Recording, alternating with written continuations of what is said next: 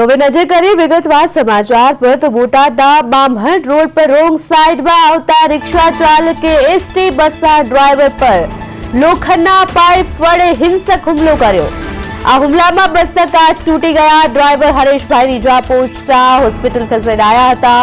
ઘટનાને પગલે એસટી અધિકારીઓ અને પોલીસ પણ સ્થળ પર પહોંચી હતી અને કાયદેસરની કાર્યવાહી હાથ ધરવામાં આવી છે। તો બામણ રોડ પર એસટી બસ પર હુમલો કરવામાં આવ્યો। રોંગ સાઈડમાં આવતા રિક્ષા ચાલકે આતંક મચાવ્યો। લોખંડના પાઇપથી પ્રહાર કર્યો। ડ્રાઈવર લોહી લુહાણ થયો। રિક્ષા ચાલકે એસટી બસના કાચ તોડીને નુકસાન કર્યું।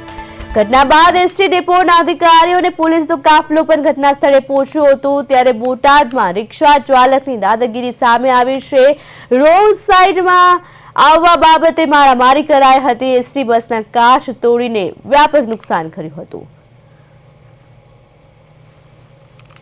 અત્યારે અમારી ઇન્દોરા ટ્રીપમાં બામણ રોડથી બસ આવતી હતી અને કંઈક આવા ઉપર કંઈક રસ્તામાં બોલાચાલી એક રિક્ષાવાળા થઈ છે અને રિક્ષાવાળાએ ઉગ્ર થઈને મારા ફરજ પરના ડ્રાઈવરને માથામાં મારેલ છે।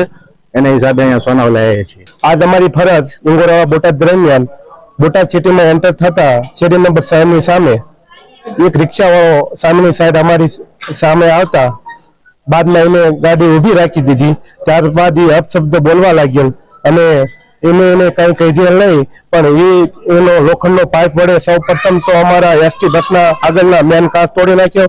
ત્યારબાદ અમારા ડ્રાઈવર નીચે ઉતરવા જતા માથાના ભાગે 2 ઘા અને ત્રીજો ઘા જમણા હાથે મારેલ છે, જે હકીકત છે।